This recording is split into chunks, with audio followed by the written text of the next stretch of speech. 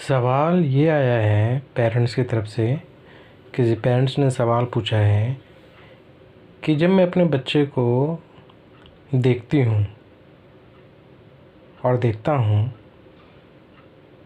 और मैं जब दूसरे बच्चों को देखता हूँ तो मुझे दुख होता है। इसके लिए क्या किया जाए, इसके लिए क्या करूँ मैं जिससे मेरे को दुख ना हो।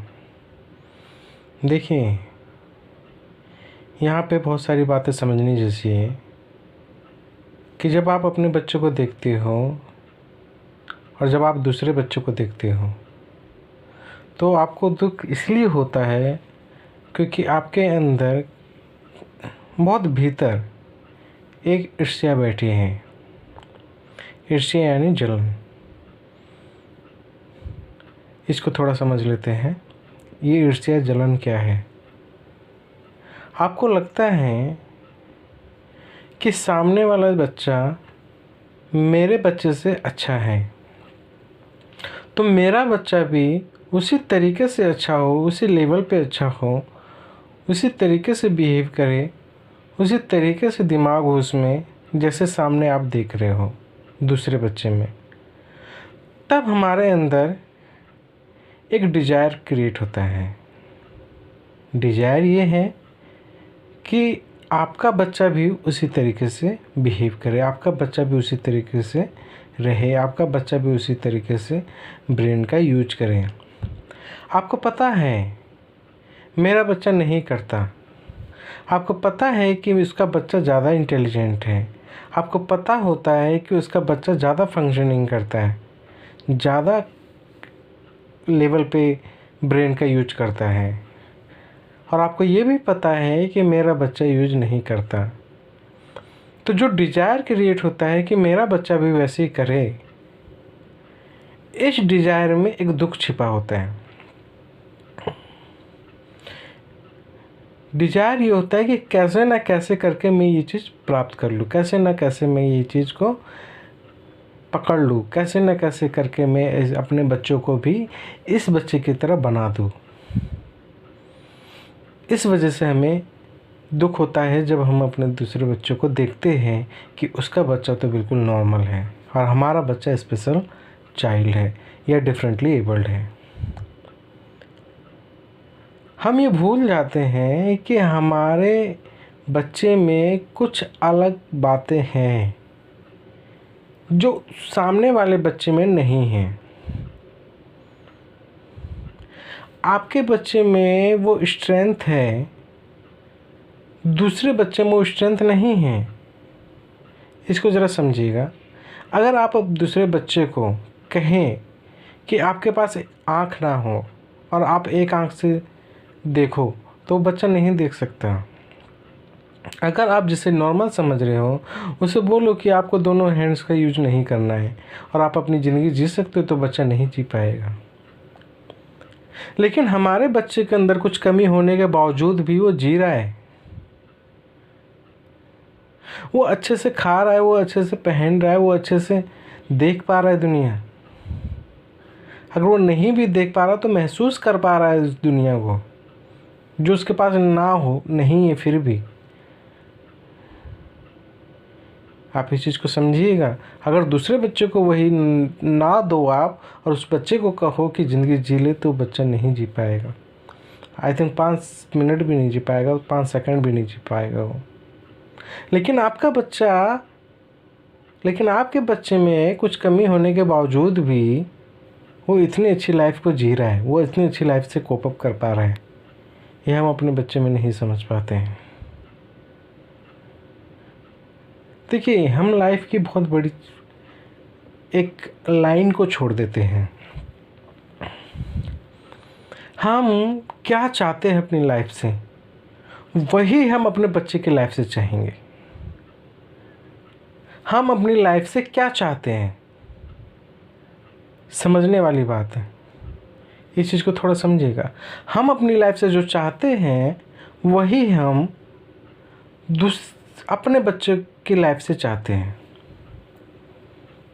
इसको थोड़ा ध्यान से समझिएगा कि जब आप एक डिज़ायर क्रिएट करते हैं, ठीक है, जब आप एक डिज़ायर क्रिएट करते हैं कि नहीं, मेरे पास गाड़ी होना चाहिए, मेरे पास एक बड़ा घर होना चाहिए, मेरे बाल बच्चे अच्छे होने चाहिए, मेरे अच्छे से शादी होनी चाहिए, या जो भी आपने डिज़ायर क्रिएट किया था या कर रहे हो, वही चाहते हो कि आपका बच्चा भी करे।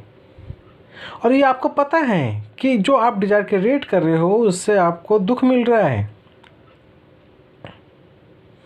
क्योंकि आप अपने भीतर नहीं गए हो अभी। आपको असली सुख का मतलब नहीं पता, इसलिए आप चाह रहे हो कि आपका बच्चा भी ये सब जो दुनिया, संसारिक दुनिया है, उसको उत्पन्न करे और वो सुख ले। और आपको पता है कि आप दुख में हो, और आप अपने बच्चे से उम्मीद कर रहे हो कि उससे वो सुख ले जो आपने क्रिएट किया। जो आप घर, गाड़ी, बंगला, पद, प्रतिष्ठा, यश, जो भी आप चाहिए आपको, उससे चाहते हो कि आपका बच्चा भी उससे सुख ले। और आपको पता है कि उससे आपको सुख नहीं मिल रहा, आज भी दुख है आपके पास, इतना सारी चीज़ें होने के बावजूद भी। तो आप अपने बच्चे से सुख की उम्मीद कैसे करते हो कि उससे वो सुखी रहेगा? और यही हम चाहते हैं कि मेरा बच्चा नॉर्मल हो जाए और ये सब सारी चीज़ें करे।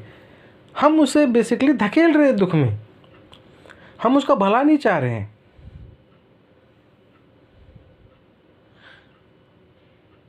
लोग कहते हैं कि अगर ये सब नहीं करेगा तो क्या करेगा। आप क्या करोगे ये बताइए। आप सोचिए कि आप अपनी लाइफ को कैसे देख रहे हो। क्या आप सुख हो?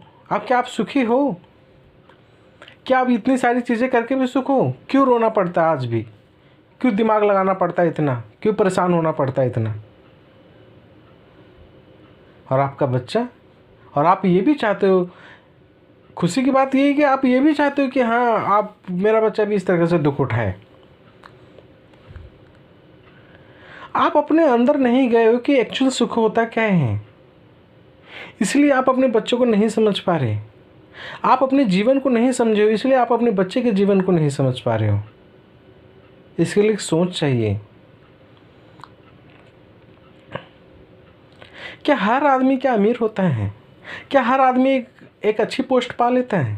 क्या हर आदमी एक अच्छे लेवल पे जाता है?